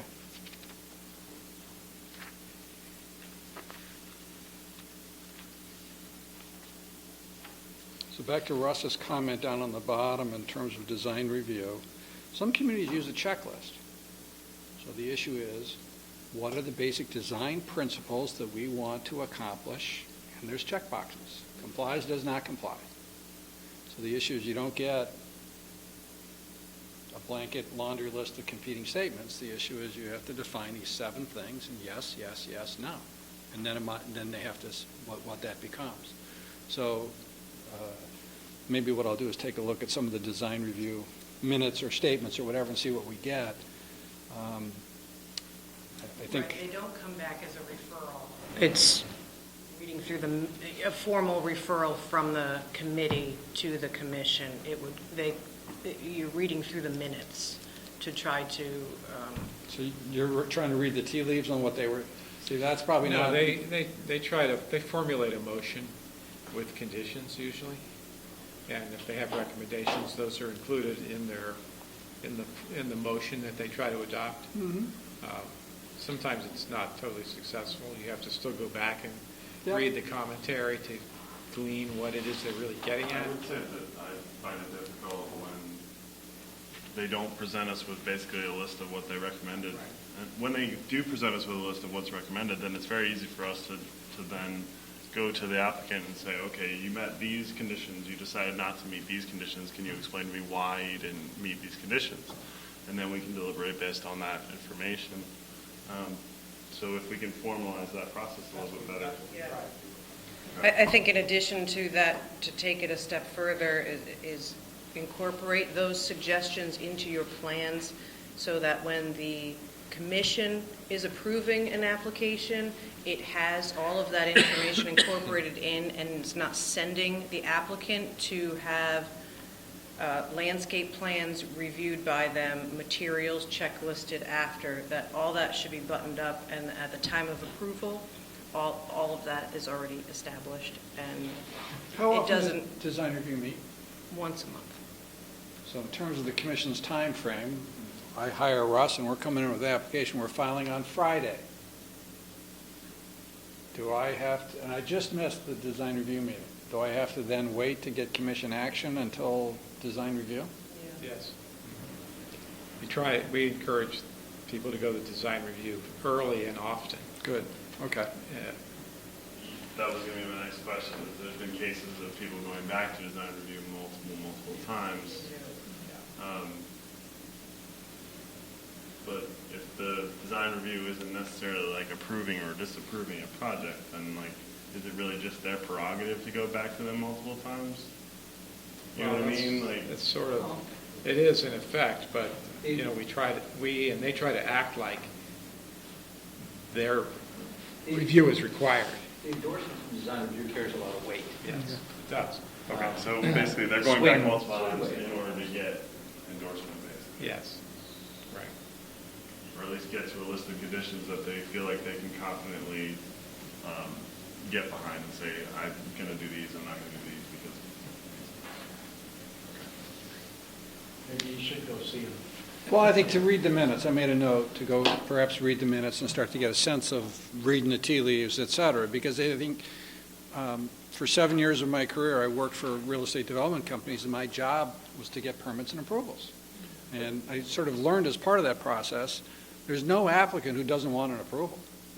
right? So the issue is they want to know what they're supposed to do, and they'd like to go in with a very positive design review report unless the issue is gold leaf on the cupola, and they just, they can't, it's going to blow I can't do that.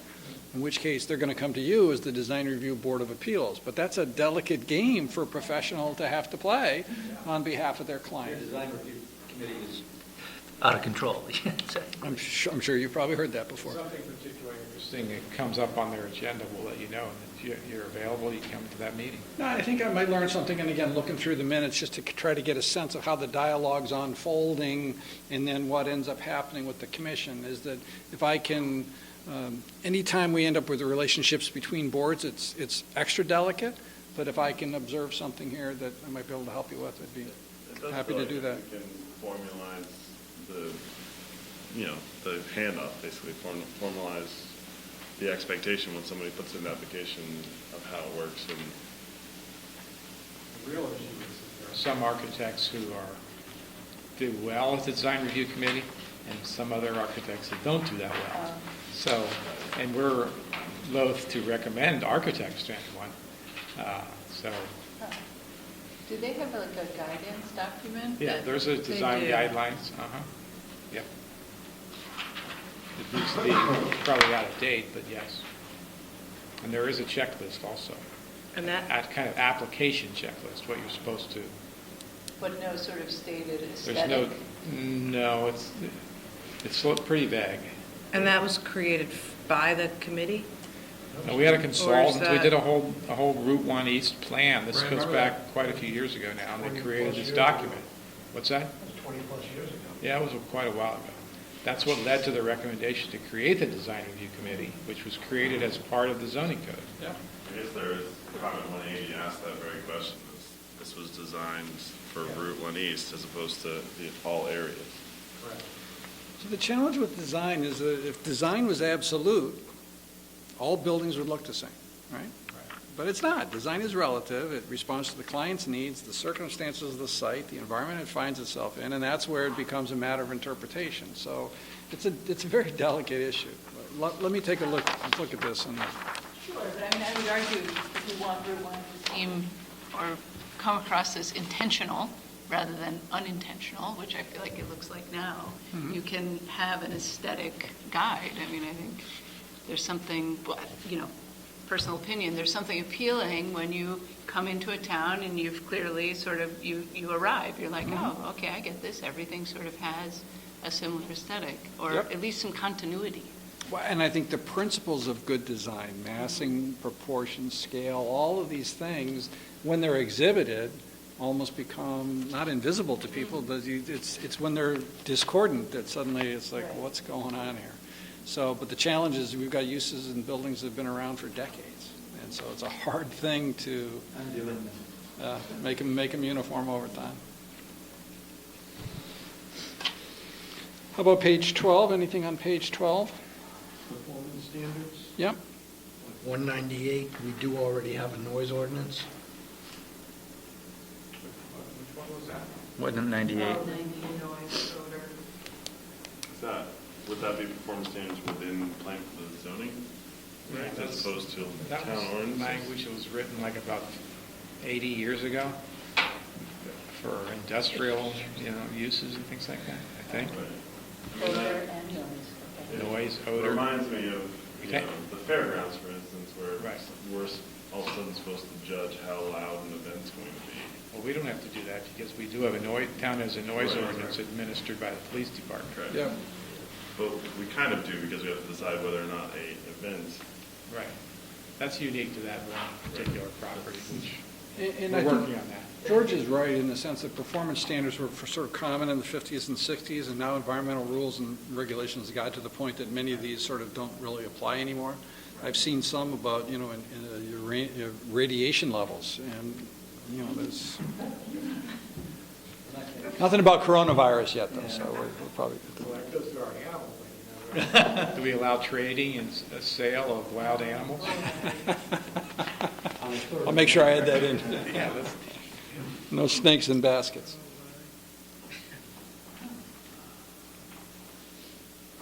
Anything else on 12?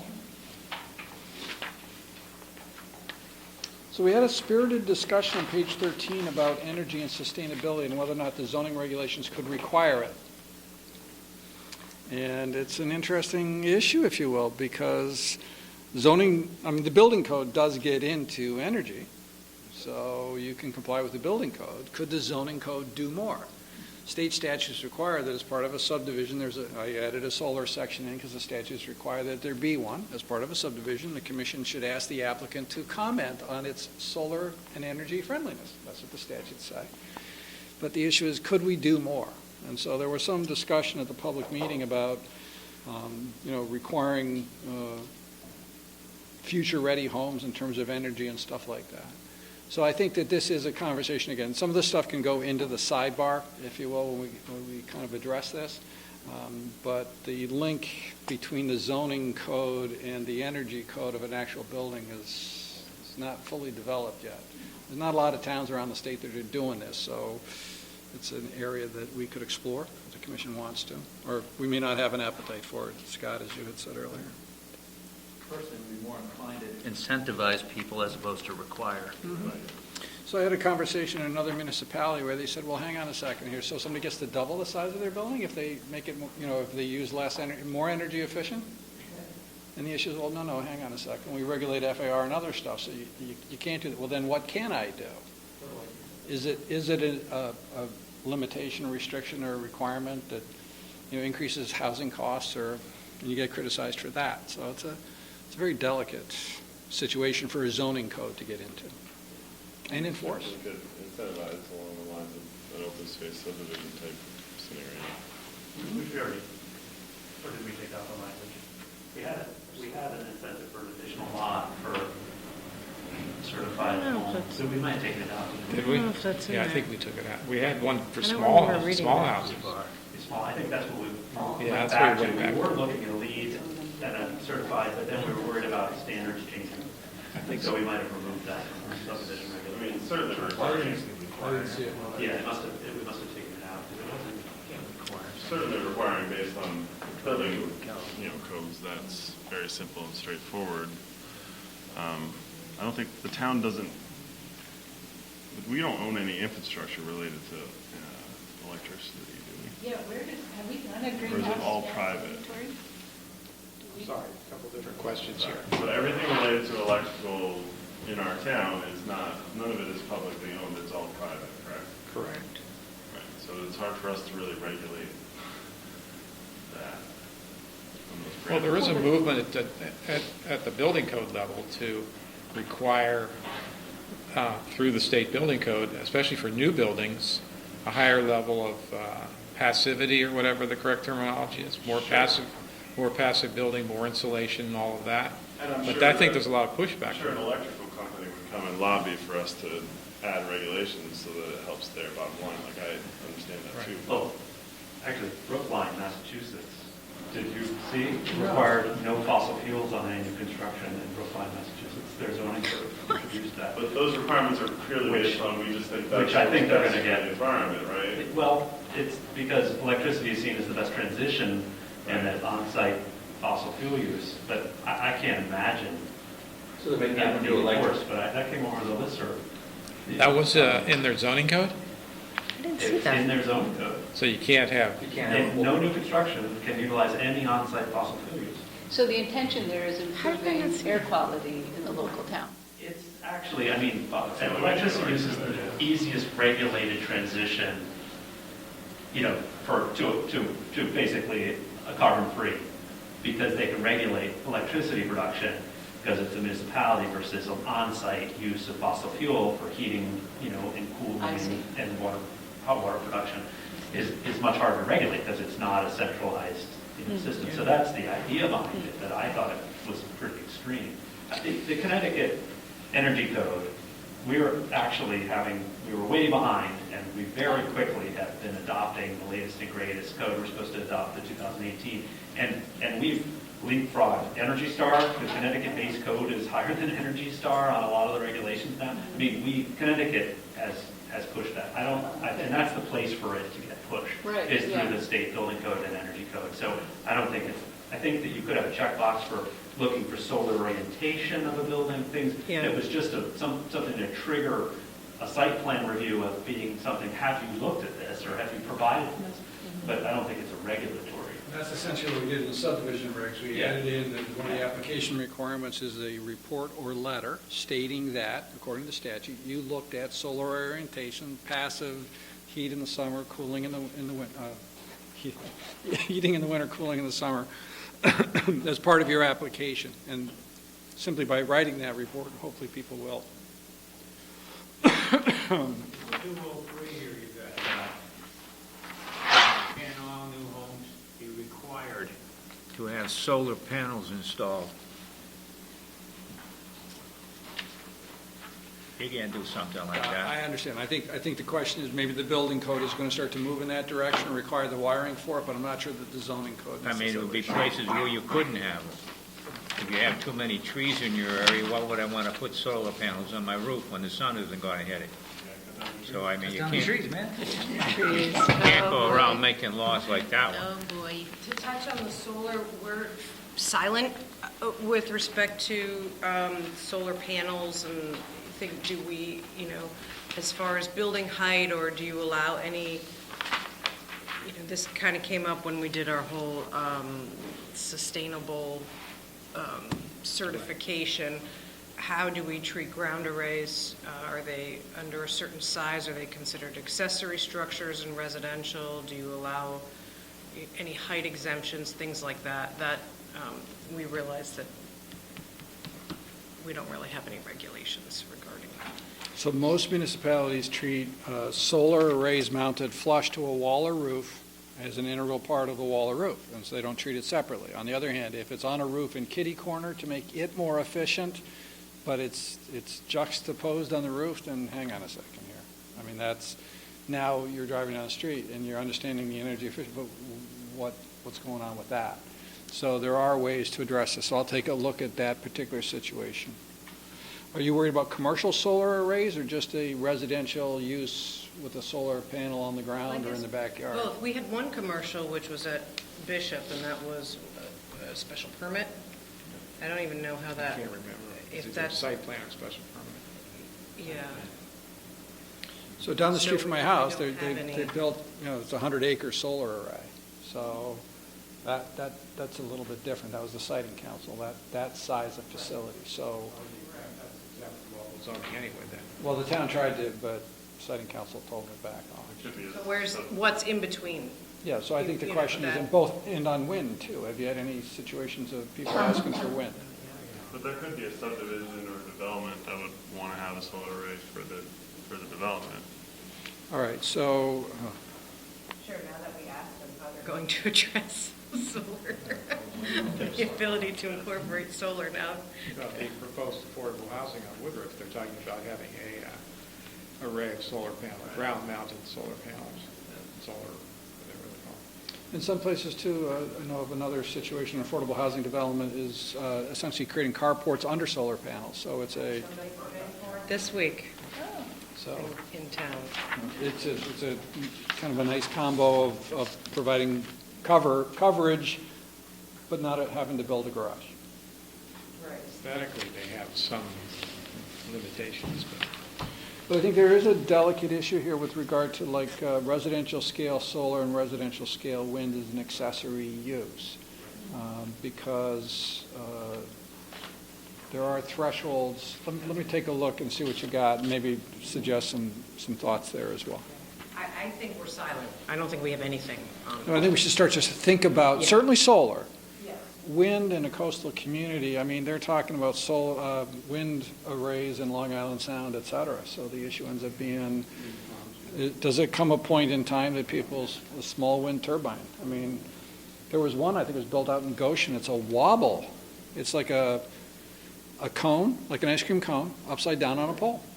And it wobbles, and the wobble generates electricity. So it's not what you normally think in terms of a propeller or anything else. It's a wobble, there's another one which is a helix. I don't know if you've seen that one. It's like a barrel that spins, and it's, yeah. So, but either way. Page 14, anything here? So there have been changes in terms of nonconformity. I think particularly the issues with its recent statutory change on abandonment, the concept of abandonment. Some zoning regulations chose to say that if you gave up a use for a year or more, or you didn't execute something for a year or more, it was considered abandoned, and the statutes have changed, and you can't do that anymore. So we're going to have to clean that up in the regulations, and probably with Chuck's help, George and Aaron to work through this. Telecommunication standards. How do you feel? Have you had any? So most telecommunication towers are regulated by the Siting Council, but there are certain situations that are regulated by the municipality. Those include municipal towers. If the fire department builds something, or the town build, police, or whatever, you do that, or you build it on municipal property, or if it goes on a church steeple. It's not a tower being built, it's put on a structure. So have you had any issues with this? Or That's the whole 5G coming up, right, with the booster? That's Pura now. So Pura has 1G on cell phones was the whole big towers that did like 5-mile spreads. Now with capacity and frequency issues, the cells are getting smaller, and 5G is now going to microcells. And essentially, it's like a suitcase type installation on a utility pole. And this is going to lead the way to autonomous vehicles and all of the other stuff, and that'll get smaller over time. So most communities that I've worked with on this issue are comfortable with the transition to 5G because the installations are almost invisible. It's smaller than a transformer. You know the CAN transformers? So you don't see those, and you don't see these either. But have you had any issues? Do you think you have reasonable criteria and standards for this? The issue we had were the utility pole or refrigerator mounting things that tended to make noise. They gave off like a hum or buzzing sound. Transformers? Transformers can hum, but I've not seen one of these hum. Objecting to it. Maybe they didn't function quite right. They gave off a little humming or a buzz. People complained about them. Yeah, the biggest issue that I've heard has been that there was a company that proposed a year or two ago, Mobility it was called. They were proposing to replace existing telephone poles with poles 120 feet high. And that's what and they were like 6 foot at the base. So a lot of towns were concerned about that.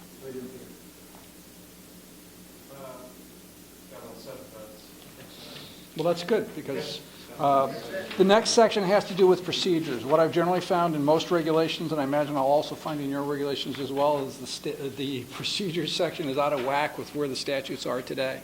So what I generally do here is actually take and park your regulations off to the side, take the regulations, the procedures which we've developed over the years that track the statute, and bring your regulations back in. So I think at this point in time, I think I have to spend a lot of time here. I'll come back to you. These comments will be highlighted in the sidebar in terms of any particular issues that arise.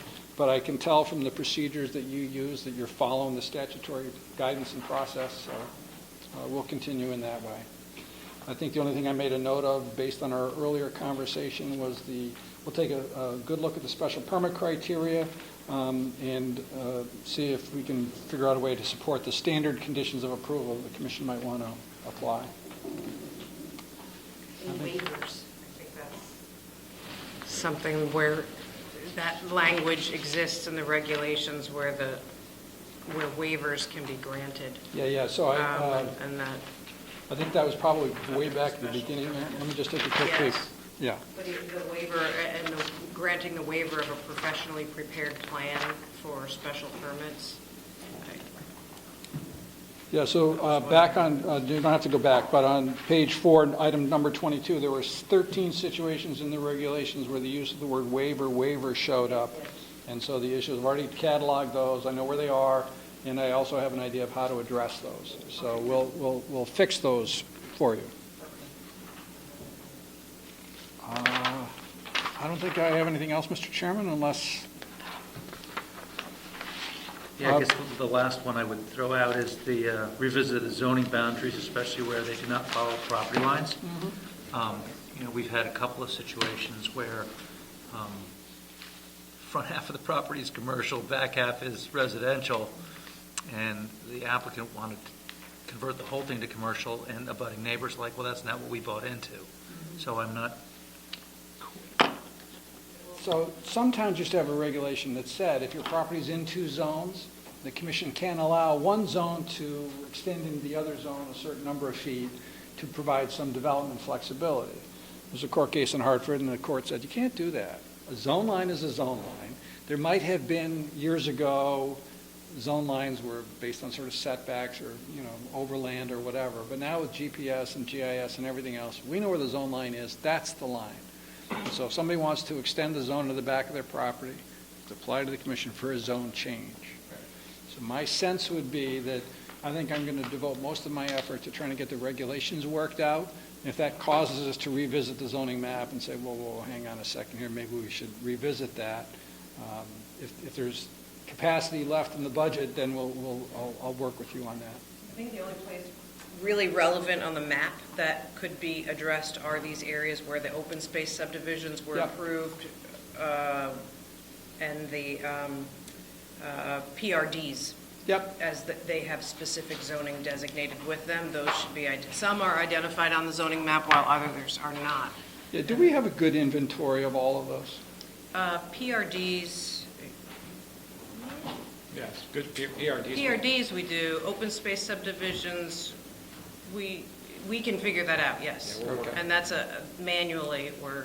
Okay, well, so let me see how I get on the regs, and I can work with you on that. Yeah. The zoning line issue where we've kind of made some arbitrary choices is where the zoning line is a straight line and the property line kind of wiggles a little bit, 10, 15 feet one way or the other, kind of goes like that. And we've said that the zoning line follows the property line there, even though a literal reading of the zoning map, it's a straight line. I We envision made I some will put language interpretations like that.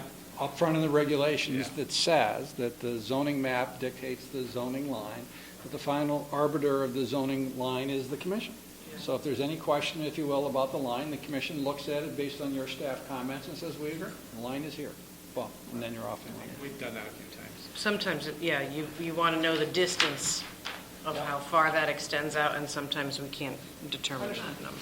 Thank you very much. Last thing for the commission, at one point in time, we had thought about, there is a new trend in zoning regulations to work the text off the map. So you might click on your property, and it would start to populate the online version with the zoning requirements for that particular property.